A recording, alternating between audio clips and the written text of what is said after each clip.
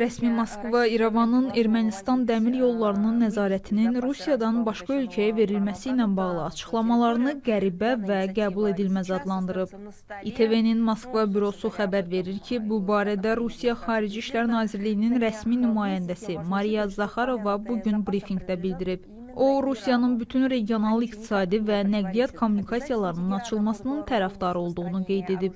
Zaxarova vurğulayıb ki, Rusiya, Azərbaycan və Ermənistan baş nazir müavinlərinin həmsədrliyi ilə üç tərəfli işçi qrupu bu istiqamətdə çox iş görür. Ermənistan dəmir yolu 20 ildən çoxdur ki, Cənubi Qafqaz dəmir yollarının idarəçiliyindədir. Nəinki güzəşt müqaviləsinin şərtlərini ardıcıl yerinə yetirib, həm də infrastruktura böyük sərmayələr yatırıb və çox sayda iş yeri yaradıb. Yəqin ki, bunu İrəvanda unudublar.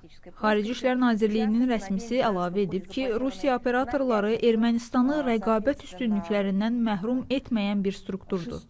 Zaxarova Ermənistandan Azərbaycan və Türkiyəyə gedən dəmir yollarının bərpası ilə bağlı Rusiyanın mövqeyini baş nazirin müavini Aleksey Averçuk tərəfindən bəyan edildiyini xatırladıb.